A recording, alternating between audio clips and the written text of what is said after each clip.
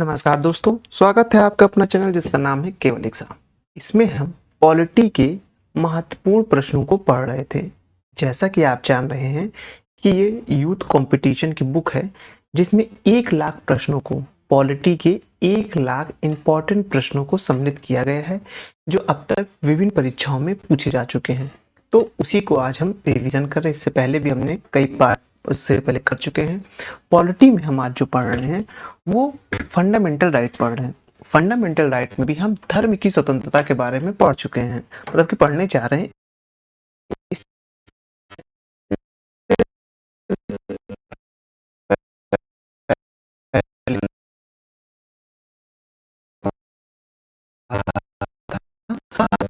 Subscribe कर लीजिए, video अच्छे लगे कमेंट भी करिए। थोड़ा यहाँ से ग्रीन कलर के पेन ले लेते तो स्टार्ट करते हैं। आज बहुत बड़ा थिकनेस काफी ज्यादा बढ़ गई ना।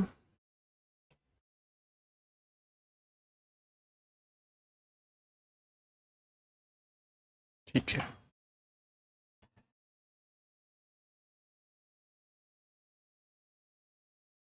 चलिए।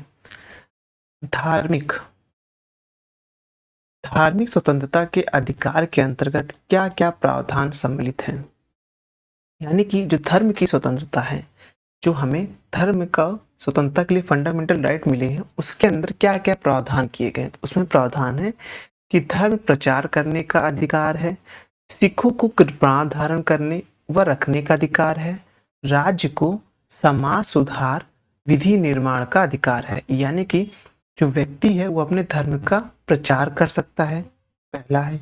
सिखों को कृपाण धारण करने का, उनके 5 प्रकार के होते हैं, आप बताइएगा। कुछ मैं बता दें, केस, कंघा, कड़ा और ऐसे करके 2 और ऑप्शन होते, वो सारे इनको लागू होते। और राज्य ऐसी नीतियां बनाएगा जिससे सभी धर्म में सकारात्मक सुधार हो। तो ये सारे जो है धर्म के अंतर्गत जो प्रावधान किए गए हैं स्वतंत्रता के, वो ये हैं। अब है अंतःकरण की और धर्म के आबाद रूप से मानने, आचरण और प्रचार करने की स्वतंत्रता की बात संविधान के किस अनुच्छेद में की गई है? वह की गई अनुच्छेद 25 में। अनुच्छेद 25 में बोला गया कि अंतःकरण मतलब अंतः मन से धर्म को आबाद रूप से मानने के लिए, यानी कि आप स्वतंत्र हैं, आंतरिक मन से भी स्वतंत्र हैं। किसी धर्म को आबाद मतलब कोई बाध नहीं हो, कोई बाधा नहीं, आप स्वतंत्र। जैसे कि मैं हिंदू हूं लेकिन मेरा मन कर रहा है मैं क्रिश्चियन धर्म को मानूं, उसके बताए गए रास्ते पे चलने जाऊं, तो मैं आंतरिक मन के साथ साथ मेरे मन में भी मैं स्वतंत्र हूं और बाह्य दुनिया से भी स्वतंत्र हूं। आबाद रूप से मैं मानने, आचरण करने मतलब कि उनके जो रीति रिवाज उनको फॉलो करने और साथ ही साथ प्रचार करने के लिए स्वतंत्र हूँ। लेकिन ये भी बात ध्यान रखना, अगर मैं आंतरिक मन से स्वतंत्र हूँ, मैं तो ये नहीं करूंगा कि मैं दूसरे धर्म के को बढ़ावा देने के लिए किसी प्रकार के अनैतिक कार्य करूं। तो ये भी बात यहाँ ध्यान रखना है। तो आंतरिक मन और अबाध्य रूप से मानने की स्वतंत्रता किसमें है? अनुच्छेद 25 में है। राज्य द्वारा इसके अर्जन से अनुच्छेद 25 व 26 का उल्लंघन नहीं होता है। तो मस्जिद, चर्च, मंदिर आदि उपासना स्थल में को अर्जित करने से आप देखेंगे कि आर्टिकल 25 और 26 का उल्लंघन नहीं होता है। भारतीय संविधान में किस अनुच्छेद में धार्मिक कार्यों के प्रबंध का प्रावधान किया गया है? यानी कि धार्मिक कार्यों के प्रबंध का कार्य किसमें बताया गया है? वह बताया गया है आर्टिकल 26 में। देखेंगे आप कि होली, दिवाली, इस तरह का जो धार्मिक कार्यक्रम होते हैं वो किस में आते हैं? वो आर्टिकल 26 के अंतर्गत आते हैं। संविधान के किस अनुच्छेद के तहत प्रावधान किया गया है कि किसी व्यक्ति को ऐसे कार्यों के भुगतान करने के लिए बाध्य नहीं किया जाएगा, यानी कि ऐसे कार्य करने के लिए बाध्य नहीं किया जाएगा जिसके आगम किसी धर्म विशेष की उन्नति के लिए व्यय किया गया हो। तो आर्टिकल 27 में लिखा गया है कि राज्य कोई ऐसा कार्य नहीं करेगा या ऐसा कोई धन नहीं देगा। संविधान के किस अनुच्छेद में उल्लेख किया गया है कि राजनिधि से पूर्णतः पोषित किस शिक्षा संस्थान में कोई धार्मिक शिक्षा नहीं दी जाएगी, तो अनुच्छेद 28(1) में बोला गया है। भारतीय संविधान में कहां पर धर्म और उपासना के विषय में बात की गई है?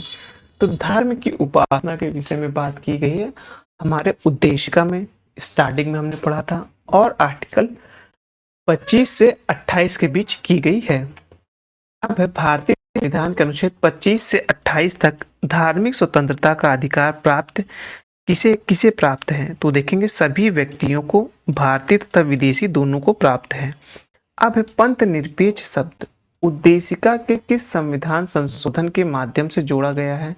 वह जोड़ा गया है 42वें संविधान संशोधन 1976 के माध्यम से जोड़ा गया है पंथ निरपेक्ष। दो और शब्द जोड़े गए हैं जिसमें देखेंगे समाजवाद और अखंड शब्द भी है। 3 शब्द कुल मिलाकर 42वें संविधान संशोधन के माध्यम से जोड़े गए थे। पंथ निरपेक्ष का क्या अर्थ है? पंथ निरपेक्ष का अर्थ है कि राज्य सभी धर्मों के प्रति तटस्थ और निष्पक्ष व्यवहार करेगा। राज्य कैसा व्यवहार करेगा? राज्य सभी धर्मों के प्रति तटस्थ और निष्पक्ष व्यवहार करेगा। अब है अनुच्छेद 25(1) के अनुसार राज्य किन आधारों पर व्यक्तियों के धार्मिक विधि द्वारा निर्बंध आरोपित कर सकता है? वो है लोक व्यवस्था, पब्लिक ऑर्डर के आधार पर, स्वास्थ्य के आधार पर, और देखेंगे सदाचार के आधार पर। देखिए, अब इसको फिर से पढ़िए। अनुच्छेद 25(1) के अनुसार राज्य किन आधार पर व्यक्ति की धार्मिक विधि, क्या लिखा है यहाँ देखिएगा, धार्मिक विधि शब्द देखिएगा कौन सा यूज किया गया है? विधि। धार्मिक विधि द्वारा निर्बंध आरोपित कर सकता है, यानी कि उसे कोई ऐसी धार्मिक विधि है जिसके कारण से उस धर्म में कोई ऐसा कार्य हो रहा है जो नहीं होना चाहिए था, जो समाज में जो एकता अखंडता को प्रभावित कर सकता है, इस तरह का कार्य नहीं हो सकता है। तो वो कौन कौन से 3 विषय हो सकते हैं? वो लोक व्यवस्था हो सकता है। मान लीजिए कोई धर्म में कोई रीति है कि हमें हिंसा करनी है, तो वहाँ पास इस तरह के धर्म को मानने या इस तरह के प्रचार करने में सरकार रोक लगा सकती है, राज्य हमें रोक सकता है। स्वास्थ्य के आधार पर, जैसे मान लीजिए सपोज करिए कि अब कोई खौलता हुआ दूध है, हाँ, खौलता हुआ दूध आपने देखा होगा, उसको स्वयं के शरीर पर डालना है, उससे क्या होगा? स्वास्थ्य खराब हो जाएगा। तो ऐसी कोई विधि नहीं अपनाना है जिससे स्वास्थ्य के ऊपर हो। अब सदाचार के आधार पर, जैसे कि समाज में कोई व्यवस्था है, सही चल रही है, अब आप कह रहे हैं कि ये हमारे धर्म में है कि जैसे धर्म 3 तलाक का मुद्दा था, आपने देखा सदाचार के आधार पर भी हटाया गया था। ये भी बात आपको ध्यान रखिएगा, क्योंकि समाज में जो है 3 तलाक, 3 बार तलाक बोल देने से तलाक हो जाता था, वह एक अच्छी प्रथा नहीं थी। अब पंथ निरपेक्ष के आधार पर प्रथम राजतंत्र की स्थापना किस देश में हुई थी? वो संयुक्त राज्य अमेरिका में हुई थी। वर्तमान में नवीं अनुसूची में कुल कितने अधिनियम शामिल किए गए हैं? तो वो आप देखेंगे 284 हैं। अब उसके बाद देखेंगे किस प्रकार की स्थापित संस्था अनुच्छेद 30(1) के तहत संरक्षण का दावा नहीं कर सकती हैं? वो है वाणिज्यिक प्रयोजन के से स्थापित संस्थाएं हैं। संविधान के अनुच्छेद 31 खा और नवीं अनुसूची में स्थापित करने की मूल उद्देश्य क्या है? इसका मूल उद्देश्य में देखेंगे कृषि भूमि सुधार और इसी प्रकार के कल्याणकारी अन्य उपायोजनों का प्रयोजन करने पर।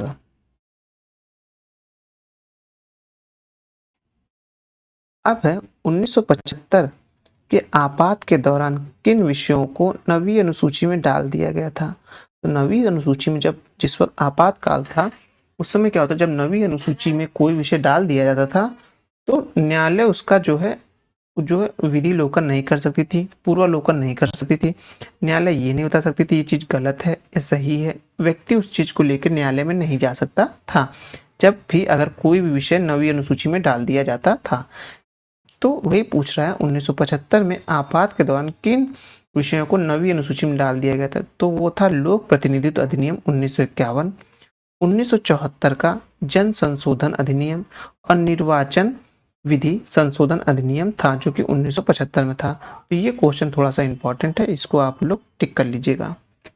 और लोक प्रतिनिधित्व अधिनियम 1951 के बारे में भी आप लोग पढ़िएगा। ये बहुत इम्पोर्टेंट है। हर साल कहीं न कहीं किसी राज्य में या देश में आप देखेंगे चुनाव होते रहते हैं। तो यहाँ से प्रश्न इसलिए हर साल बनते हैं। अब है सांस्कृतिक और शिक्षा संबंधित अधिकार। संविधान का कौन सा अनुच्छेद अल्पसंख्यक वर्गों के हितों के संरक्षण से संबंधित है? तो वह है अनुच्छेद 29। अनुच्छेद 29 में बताया गया है कैसे अल्पसंख्यकों के हितों के बारे में हम संरक्षण कर सकते हैं। अब है भारतीय संविधान का कौन सा अनुच्छेद अल्पसंख्यकों को अपनी मनपसंद की शिक्षण संस्थानों को स्थापित एवं संचालित करने के अधिकार को संरक्षण प्रदान करता है? वह अनुच्छेद 30। जैसे सपोज करिए मुसलमानों को लगता है कि हमें मदरसा चलाना है, तो राज्य उनके लिए पैसा नहीं प्रोवाइड कराएगा। वो जो शिक्षा संस्थान होंगे वो स्वयं से एक चंदा इकट्ठा करके उस हिसाब से चलेंगे और उनको लेकिन राज्य संरक्षण देगा जरूर। यहाँ आप अपना ये काम कर सकते हैं। संविधान के किस अनुच्छेद में उल्लेख मिलता है कि शिक्षा संस्थानों को सहायता देने में राज्य किस शिक्षा संस्थानों के विरुद्ध इस आधार पर विभेद नहीं करेगा कि वह धर्म या भाषा के आधार पर किसी अल्पसंख्यक वर्ग में है? वह है अनुच्छेद 30(2) में। किस संविधान संशोधन के द्वारा संपत्ति के अधिकार को मूल अधिकार से हटाकर विधिक या कानूनी अधिकार बना दिया गया है? वह आप देखेंगे 44वें संविधान संशोधन 1978 है। संपत्ति के अधिकार को कानूनी अधिकार की मान्यता किस अनुच्छेद के तहत प्रदान की गई है? तो देखेंगे अनुच्छेद 300 का के तहत की गई है। पहले आप देखेंगे ये संपत्ति का अधिकार हमारे आर्टिकल 19 में था, फिर 44वां संविधान संशोधन करने के बाद इसको चेंज कर दिया गया। ये बात ध्यान रखिएगा। अब है भारतीय संविधान के किस अनुच्छेद के तहत नवीं अनुसूची में शामिल अधिनियम को संरक्षण प्राप्त है? वह देखेंगे आप 31 खा के तहत है। अब है संविधान के किस विधायों को अनुच्छेद 31 का संरक्षण प्राप्त है? आपको देखने को मिलेगा किसी संपत्ति का प्रबंध राज्य द्वारा किया जाना, राज्य द्वारा संपदा का अर्जन, कंपनियों का सम्मेलन, निर्देशकों या शेयरधारकों के अधिकार का निर्वाचन या उपातरांत, फिर है खनिज पट्टे का निर्वाचन या उपातरांक है। ऐसे अधिनियम जिन्हें न्यायालय में शून्य घोषित कर दिया गया है संविधान के किस अनुच्छेद के तहत फिर से प्राणवान हो सकते हैं? वह आप देखेंगे अनुच्छेद 31 खा के कारण हो सकते हैं। अब है किस अनुच्छेद के अंतर्गत उल्लेख है कि किसी भी व्यक्ति को कानून के प्राधिकार के सिवाय उसकी संपत्ति को वंचित नहीं किया जाएगा? वह अनुच्छेद 31(1) है। किस संविधान संशोधन द्वारा अनुच्छेद 31 का और अनुच्छेद 31 खा को जोड़ा गया? वह जोड़ा गया प्रथम संविधान संशोधन अधिनियम 1951 का। इसके लिए मैं एक रिकमेंड करना चाहूँगा, अगर इस चीज़ को समझना है बहुत डीप से, तो विकास दिव्य कीर्ति सर ने इसके पीछे एक वीडियो बनाया है। करीबन वो 2 पार्ट का वीडियो है और देखेंगे तो आपको कोरोना के दौरान आया हुआ वीडियो था उनका, बहुत अच्छा वीडियो, उसको देखेंगे तो आपको बहुत कुछ समझ में आएगा। अब है संपत्ति के अधिकार को मौलिक अधिकार की श्रेणी से हटाकर संविधान के किस भाग में रखा गया है? तो रखा गया है भाग 12 के अध्याय 4 में रखा गया है। तो भाग 12 के अध्याय 4 में रखा गया है। 44वें संविधान संशोधन के समय भारत के प्रधानमंत्री कौन थे? इस वक्त 44वां संविधान संशोधन हो रहा था, उस समय भारत के प्रधानमंत्री मोरारजी देसाई थे। ये बहुत इंपॉर्टेंट, ध्यान रखिएगा। उस वक्त प्रधानमंत्री कौन थे? मोरारजी देसाई थे।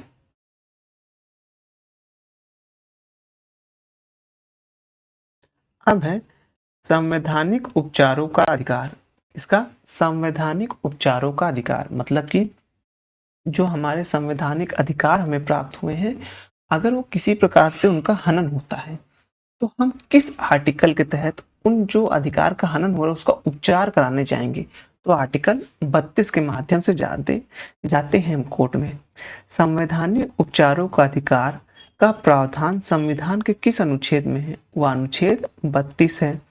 संवैधानिक उपचारों के अधिकार को संविधान की आत्मा किसने कहा था? वह कहा था डॉक्टर भीमराव अंबेडकर ने कहा था।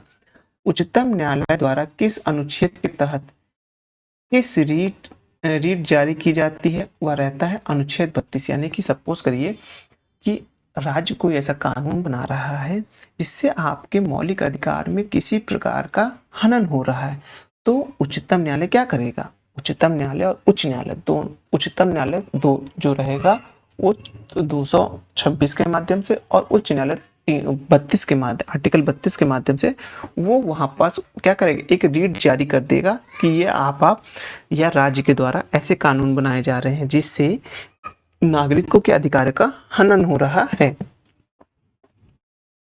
अब उच्च न्यायालय किस अनुच्छेद के तहत रीट जारी करता है? तो उच्च न्यायालय जो रहता है वह आर्टिकल 226 के तहत, और जो उच्चतम न्यायालय सुप्रीम कोर्ट है वह आर्टिकल 32 के तहत जारी करता है। अब मूल अधिकारों के संरक्षण के लिए उच्चतम व उच्च न्यायालय कितने प्रकार की रीट जारी करते हैं? वह करते हैं 5 प्रकार की रीट जारी करते हैं। कितने प्रकार के? 5 प्रकार की रीट जारी करते हैं। किस प्रालेख को किसी व्यक्ति की स्वतंत्रता का महान संरक्षण माना जाता है? वह रहता है बंदी प्रत्यक्षीकरण को माना जाता है। किसको माना जाता है? बंदी प्रत्यक्षीकरण को माना जाता है। अब है संवैधानिक उपचारों में किसे पोस्टमार्टम कहा जाता है? तो अधिकार प्रेक्षक को कहा जाता है। संवैधानिक उपचारों में किसे पोस्टमार्टम कहा जाता है? वो अधिकार प्रेक्षक को माना जाता है। ये बात ध्यान रखिएगा। अब इसके आगे देखते हैं, ऐसी याचिका जो न्यायपालिका द्वारा जारी की जाती है तथा जिसमें न्यायपालिका से कहा जाता है कि वह ऐसे कार्य करे जो उसे प्रदत्त शक्तियों के अंतर्गत करना चाहिए, उस रीट को क्या कहा जाता है? उस रीट को कहा जाता है मैंडमस कहा जाता है, परमादेश। यानी कि न्यायालय ये आदेश देता है कि कार्यपालिका ऐसा ऐसा कार्य करना चाहिए, उसे परमादेश कहा जाता है। ये बात ध्यान रखिएगा। अब है मूल अधिकार का संरक्षण कौन करता है? वो करता है न्यायपालिका। न्यायपालिका में यही सिर्फ हमारा सुप्रीम कोर्ट नहीं आता है, हमारा हाई कोर्ट भी आता है। ये भी ध्यान रखिएगा। हाई कोर्ट आर्टिकल 226, वही सुप्रीम कोर्ट आर्टिकल 32 के माध्यम से करता है। अब है संसद मौलिक अधिकार में संशोधन कर सकती है। किस मामले में यह निर्णय आया था? वह आया था केशवानंद भारती मामले में आया था। बात ध्यान रखिएगा कि संसद मौलिक अधिकार में संशोधन कर सकती है। किस मामले में यह निर्णय आया था? यह आया था केशवानंद भारती मामले में यह निर्णय आया था। अब है मूल अधिकारों से संबंधित कुछ केस। यहाँ से आपको एक प्रश्न देखने को मिलेगा, जरूर पूछा जाएगा कि किसमें क्या डिसीजन दिया गया था। तो आप देखेंगे A.K. गोपालन बनाम मद्रास राज्य का जो डिसीजन आया तो 1950 में आया था। गोलकनाथ बनाम पंजाब राज्य 1967 में आया था। केशवानंद भारती केरल राज्य 1973 में आया था। मिनरल मिल्स बनाम भारत संघ 1980 में आया था। इस मामले में सर्वोच्च न्यायालय ने निर्णय दिया कि किसी को भी राष्ट्रगीत गाने के लिए बाध्य नहीं किया जा सकता है। वो था बिजोई इमैनुअल बनाम केरल राज्य था। ये इंपॉर्टेंट है थोड़ा कि किस मामले में सर्वोच्च न्यायालय ने निर्णय दिया कि किसी को भी राष्ट्रीय गीत गाने के लिए बाध्य नहीं किया जा सकता। यानी आप तलवार के नोक पे या बंदूक के नोक पे या किसी प्रकार का बाह्य दबाव या आंतरिक दबाव बनवा के नहीं कह सकते हैं कि आपको राष्ट्रीय गीत गाना है। वह किस वाद में कहा गया था? वह कहा गया था बिजोई इमैनुअल बनाम केरल राज्य 1986 में बोला गया था। ये इंपॉर्टेंट है। अब है सर्वोच्च न्यायालय ने अपने आधारभूत ढांचे का सिद्धांत किस वाद में दिया था? वह दिया था केशवानंद भारती बनाम केरल राज्य 1973 वाद में किया था। महत्वपूर्ण तथ्य क्या है? भारत में नागरिक व विदेशी दोनों को समान रूप से प्राप्त मूल अधिकार हैं। कौन कौन से? वो हैं विधि की समझ समता यानी अनुच्छेद 15, अपराधों के लिए दोष सिद्धि के संबंध में संरक्षण अनुच्छेद 20, प्राण एवं दैहिक स्वतंत्रता अनुच्छेद 21, शिक्षा का अधिकार अनुच्छेद 21 का, शोषण के विरुद्ध अधिकार अनुच्छेद 23 और 24, धर्म की स्वतंत्रता का अधिकार अनुच्छेद 25, 26, 27, 28 केवल नागरिकों को 15, 16, 19, 29, 30 इतना ध्यान रखिएगा।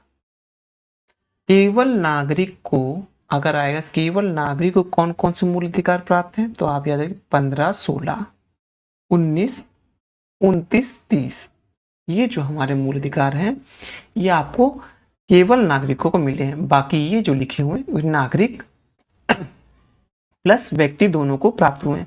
नागरिक और व्यक्ति में क्या डिफरेंट है ये मैंने आपको इससे पहले वाले लेक्चर में बताया था, जिस वक्त मैं मूल अधिकार प्रारंभ करने जा रहा था कि नागरिक क्या होते हैं और व्यक्ति क्या होते हैं।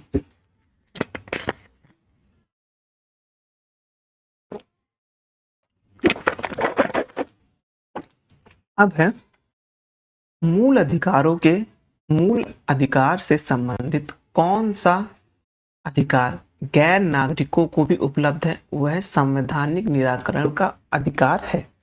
भारत में रहने वाले ब्रिटिश नागरिक किस अधिकार का दावा नहीं कर सकते हैं? वो व्यापार और व्यवसाय की स्वतंत्रता का अधिकार, यानी कि आर्टिकल 19 का बताया था ना, 15, 16, 19, 29, 30 ये जो है ये व्यापार और व्यवसाय जो है की स्वतंत्रता जो है का दावा नहीं कर सकते हैं। सेवा के अधिकार की अवधारणा किस देश ने प्रारंभ की थी? वो की थी ग्रेट ब्रिटेन ने की थी। भारतीय दंड संहिता की किस धारा के अनुसार आत्महत्या के प्रयास को दंडनीय अपराध माना जाएगा? वह था धारा 309 थी, यानी कि जैसे धारा 302 टू मर्डर इस तरह तीन धारा, वैसे उस भारतीय दंड संहिता की धारा 309 किस लिए है वो आप देखेंगे आत्महत्या की, यानी कोई व्यक्ति पुल से कूद जाता है, फांसी लगा लेता है और फिर बच गया, तो उसके लिए एक दंडनीय अपराध भी है। वो किस धारा के तहत चलेगा? वह चलेगा आर्टिकल 309 के तहत चलेगा। जब आप हॉस्पिटल में रहेंगे उसी वक्त पुलिस आएगी, आपके खिलाफ जो केस दर्ज करेगी वो दर्ज करेगी धारा 309 के तहत करेगी। अब है उच्चतम न्यायालय द्वारा किस वाद में पिछड़े वर्ग के बीच क्रीमी लेयर के मुद्दे पर चर्चा की गई थी? वो था इंदिरा साहनी बनाम यूनियन ऑफ इंडिया का, यानी उच्चतम न्यायालय था, उच्चतम न्यायालय द्वारा किस वाद में पिछड़े वर्ग के बीच क्रीमी लेयर के मुद्दे पर चर्चा की गई थी? वो था आप देखेंगे इंदिरा साहनी बनाम यूनियन ऑफ इंडिया। किस वाद में स्पष्ट किया गया कि संविधान के भाग 3 में प्रतिस्थापित मूल अधिकार अंतर्निष्ठ हैं और उन्हें किसी संवैधानिक और कानूनी उपबंध में समाप्त नहीं किया जा सकता है? हुआ था गोलकनाथ बनाम पंजाब राजवाद में था। मूल अधिकार का प्रवर्तन किस आधिकारिक क्षेत्र में आता है? वह देखेंगे उच्चतम व उच्च न्यायालय में आता है। समाज में समानता के होने का निहितार्थ क्या है? इसका निहितार्थ देखेंगे विशेषाधिकार का अभाव है, यानी अगर समाज में समानता होगी जाहिर सी बात है किसी के पास कोई विशेषाधिकार नहीं होगा। असमान तभी होगा ना जब किसी व्यक्ति के पास किसी व्यक्ति से ज्यादा पावर हो या कोई ऐसा अधिकार उसे प्राप्त हो जो उसके विशेषाधिकार की बखान करता हो। तो उन्हीं विशेषाधिकारों को रोकने के लिए हमने समानता की अवधारणा को रखा है। विधि और स्वाधीनता के बीच सबसे उपयुक्त संबंध क्या है? सबसे उपयुक्त संबंध है यदि विधि नहीं तो स्वाधीनता भी नहीं, यानी अगर हमारे पास, इसको समझिए कि इसमें लिखा विधि नहीं तो स्वाधीनता नहीं, यानी कि अगर कोई कानून नहीं है तो हम स्वतंत्र होकर भी क्या कर लेंगे, ठीक है ना। कानून जैसे समझिए कोई कानून नहीं है, कोई किसी की भी मौज के लिए हत्या कर सकता है, हाँ तो ये सही है, ये सही नहीं। लेकिन अगर ये बोला जाए कि नहीं हत्या करना आरोप है, यहाँ एक विधि बना दी जाए, कानून हत्या करना आरोप है, तब क्या होगा? हत्या नहीं होगी। जब हत्या नहीं होगी तो आदमी स्वतंत्र रूप से जी पाएगा। तो पहले आप कानून है फिर आपकी स्वतंत्रता है। पहले स्वतंत्रता है, पहला कानून, दोनों के एक दूसरे के पूरक हैं। जहां आपके साथ स्वतंत्रता है वहां कानून होना भी जरूरी है। जहां स्वतंत्रता वहां कानून होगा। किस वाद में पिछड़ेपन के निर्धारण के लिए जाति को सुसंगत आधार बनाया गया था? वह था इंदिरा साहनी बनाम भारत संघ 1993। अस्पृश्यता अपराध अधिनियम 1955 को वर्तमान में किस नाम से जाना जाता है? वो नाम है सिविल अधिकार संरक्षण अधिनियम। बंदी प्रत्यक्षीकरण किस भाषा से लिया गया है? वह लिया गया है लैटिन भाषा से लिया गया है। बंदी प्रत्यक्षीकरण शब्द शाब्दिक अर्थ क्या है? वह देखेंगे बंदी व्यक्ति को प्रस्तुत करना, यानी बंदी प्रत्यक्षीकरण, यानी जो बंदी है उसका प्रत्यक्ष करो, मतलब मेरे सामने ले आओ, प्रत्यक्षीकरण करो। परमादेश रीट न्यायालय द्वारा किसे जारी की जाती है? वह की जाती है सार्वजनिक अधिकारी को जारी की जाती है। सार्वजनिक अधिकारी मतलब वो होता है जो सरकारी हुकूमत वाला हो, जो सरकार के काम को लागू कराता हो, उसी को परमादेश रीट जारी किया जाता है। अनुच्छेद 32 के अधीन किस प्रकार की रीट पर पूर्व न्यायालय का नियम लागू होता है, नहीं होता है? वह आप देखेंगे बंदी प्रत्यक्षीकरण की से संबंधित रीट पर होता है। अब है परमादेश, यानी कि परमादेश रीट किसके विरुद्ध जारी नहीं की जाती है? वह देखेंगे गैर संवैधानिक विभागों के विरुद्ध जारी नहीं की जाती है। निजी व्यक्तियों के विरुद्ध, भारत के राष्ट्रपति या राज्यपाल के विरुद्ध।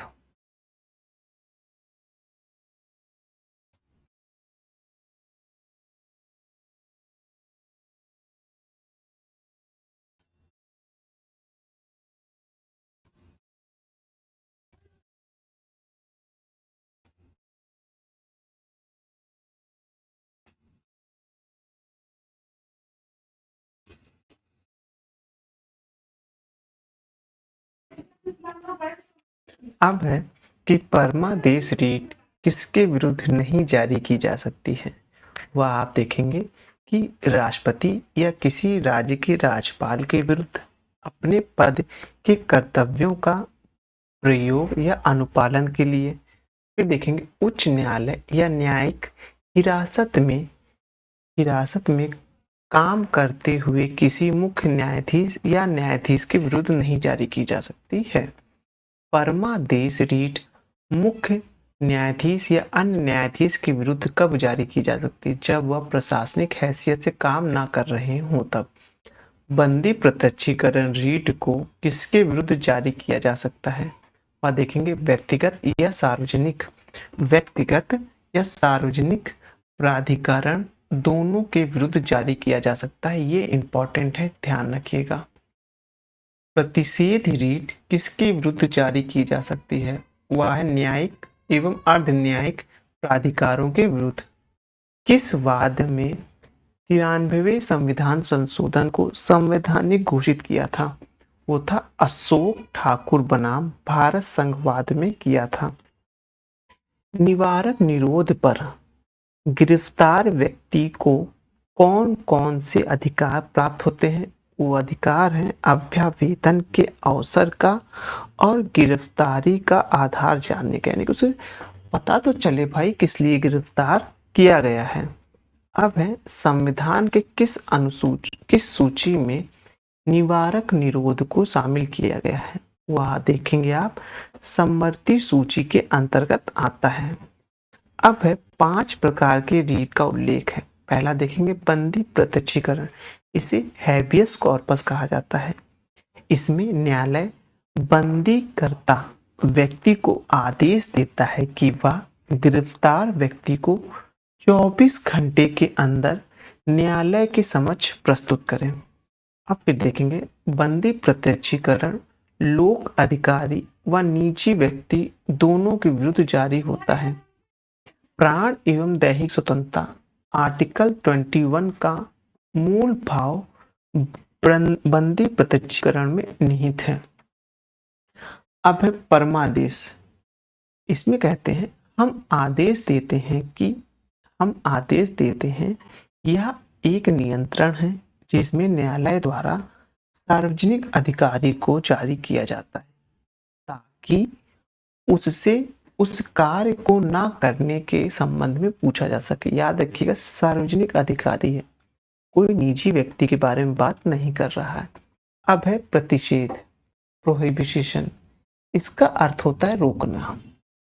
इसके इससे किसी उच्च न्यायालय द्वारा अधीनस्थ न्यायालय को या अधिकारों को अपने न्यायालय क्षेत्र से उच्च न्यायालय कार्य को करने से रोकने के लिए जारी किया जाता है। अब देखेंगे उत्प्रेषण। इसके द्वारा प्रमाणित होना या सूचना देने का अर्थ प्रकट होता है, या किसी उच्च न्यायालय द्वारा किसी अधीनस्थ न्यायालय या न्यायिक निकाय जो अपनी अधिकारिकता का उल्लंघन कर रहा है को रोकने के उद्देश्य से जारी किया जाता है। अब है अधिकार परीक्षा। इसमें क्या बोला गया? इस न्यायालय द्वारा किसी व्यक्ति द्वारा सार्वजनिक न्यायालय में दायर अपने दावों की जांच के लिए जारी किया जाता है, या किसी व्यक्ति द्वारा लोक कार्यालय में अवैध अनाधिग्रहण को रोकने को कहा जाता है।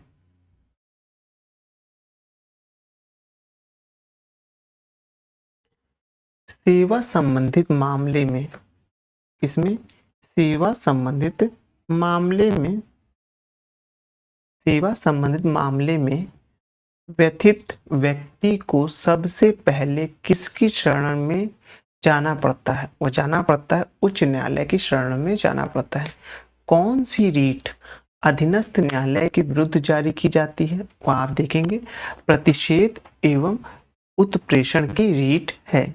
अब उसके आगे देखेंगे कार्यवाही के दौरान कार्यवाही को रोकने के लिए कौन सी रीट जारी की जाती है? वह जारी की जाती है प्रतिषेध रीट जारी की जाती है। कौन सी रीट कार्यवाही को समाप्ति या निर्णय को रद्द करने हेतु जारी की जाती है? वह रहती है उत्प्रेषण रीट। कौन सी रीट विधायिका, कार्यपालिका और प्रशासनिक प्राधिकारों के विरुद्ध जारी नहीं की जा सकती? वो है उत्प्रेषण या प्रतिषेध रीट है। कौन सी रीट केवल वरिष्ठ न्यायालय द्वारा जारी की जा सकती है? वो होता है उत्प्रेषण रीट होता है। रीटों में मुख्य अंतर देख लेते हैं क्या क्या, बहुत अच्छे से डिस्क्राइब किया गया है। परमादेश सक्रिय होने का आदेश देता है, प्रतिषेध निष्क्रिय बनाता है। परमादेश साधारणतः प्रशासनिक प्राधिकारियों को संबोधित होता है। उत्प्रेषण और प्रतिषेध सामान्यतः न्यायालय और अधिकारों को नियंत्रित करता है। प्रतिषेध का उद्देश्य निवारक या रोकना है। उत्प्रेषण का उद्देश्य निवारक और उपचार करना दोनों है। प्रतिषेध पूर्ववर्ती पराक्रम पर जारी किया जाता है जब मामला समाप्त नहीं हुआ है। उत्प्रेषण रीट कार्यवाही की समाप्ति के निर्णय को रद्द करने हेतु जारी किया जाता है। अब उसके आगे देखते हैं। भारतीय संविधान के अनुच्छेद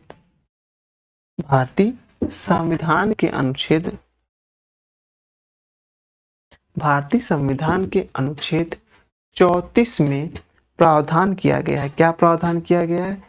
कि भारत के किसी राज्य क्षेत्र में सेना विधि लागू होने पर संसद में विधि बनाने के बारे में अनुच्छेद 35 के अंतर्गत कुछ विशेष मूल अधिकारों को प्रभावित बनाने के लिए विधि निर्माण की शक्ति किसे प्राप्त है?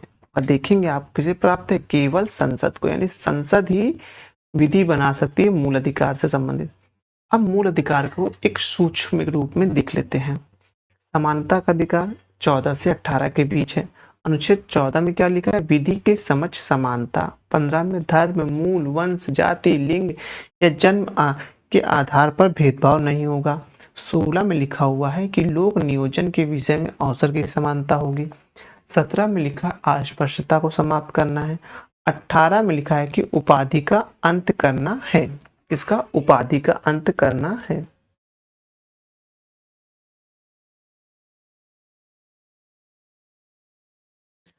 उन्नीस यानी कि स्वतंत्रता का अधिकार जो हमारा देखेंगे वो 19 से 22 तक चलता है। क्या क्या लिखा हुआ आर्टिकल 19 में? आर्टिकल 19 में लिखा है वाक्य एवं अभिव्यक्ति की स्वतंत्रता, शांतिपूर्ण और निरायुध सम्मेलन की स्वतंत्रता, संगम व संघ बनाने की स्वतंत्रता, भारत के राज्य क्षेत्र में सर्वत्र आबाद संरचना, भारत के राज्य क्षेत्र के किसी भाग में निवास और बस जाने का अधिकार, 44वें संविधान संशोधन 1978 द्वारा अनुच्छेद 19(1) को लुप्त कर दिया गया है। क्योंकि ये देखेंगे ना, ये आर्टिकल 301 300 का में पहुंच गया था। मैंने बताया था अब कानूनी अधिकार बन गया है 44वें संविधान संशोधन के माध्यम से। ये तो चा वाला था। इच्छा में देखेंगे कोई वृत्ति, उपजीविका, व्यापार एवं कारोबार करने का अधिकार होगा। अब है अनुच्छेद 20 अपराध के लिए दोष सिद्धि के संबंध में संरक्षण। अनुच्छेद 21 और 21 का में देख लेते हैं। अनुच्छेद 21 है प्राण एवं दैहिक स्वतंत्रता। अनुच्छेद 21 का क्या है? वह शिक्षा का अधिकार। अब है अनुच्छेद 22 कुछ दशाओं में गिरफ्तारी और निरोध के संरक्षण। शोषण के विरुद्ध अधिकार अनुच्छेद 23 और 24 देख लेते हैं। मानव के दुर्व्यापार और बलात् श्रम पर प्रतिषेध। और अनुच्छेद 24 कहता है कारखाने आदि में बालक के जो नियोजन का प्रतिषेध, यानी कि जो कारखाने में जो बालक होंगे वह कार्य नहीं करेंगे। ये बात ध्यान रखना है। अब है धर्म की स्वतंत्रता का अधिकार, आर्टिकल 25 से 28 के बीच, ये देख लेते हैं।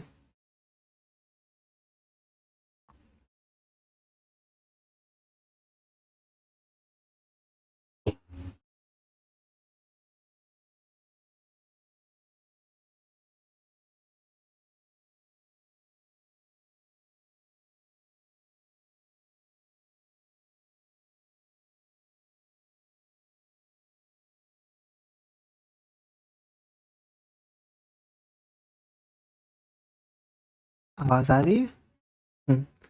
धर्म की स्वतंत्रता का अधिकार, किसकी? धर्म की स्वतंत्रता का अधिकार, आर्टिकल 25 से 28 तक। अनुच्छेद 25 अंतःकरण की और धर्म के अबाध्य रूप से मानने, आचरण और प्रचार करने की स्वतंत्रता। अनुच्छेद 26 धार्मिक कार्यों के प्रबंध की स्वतंत्रता। अनुच्छेद 27 किसी विशिष्ट धर्म की अभिवृद्धि के लिए कारों को संध्याय के बारे में स्वतंत्रता।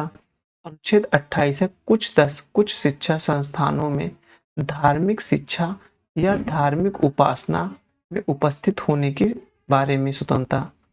अब है सांस्कृतिक और 29 और 30। अब अनुच्छेद 29 क्या है? अल्पसंख्यक वर्गों के हितों का संरक्षण। अनुच्छेद 30 क्या है? शिक्षण संस्थानों की स्थापना एवं प्रशासन करने का अल्पसंख्यक वर्गों का अधिकार। अनुच्छेद 31 क्या है? संपत्ति का अनिवार्य अर्जन अब केवल कानूनी अधिकार निश्चित होगा।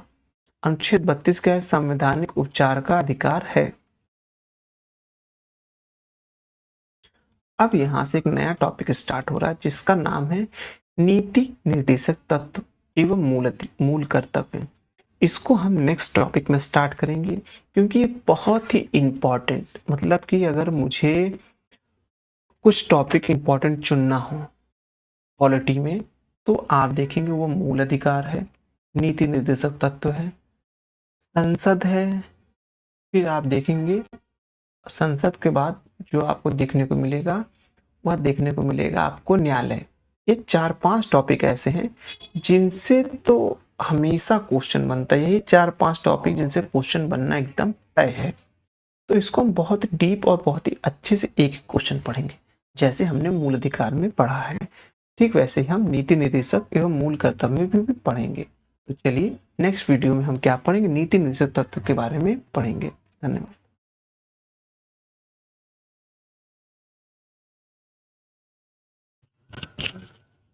तो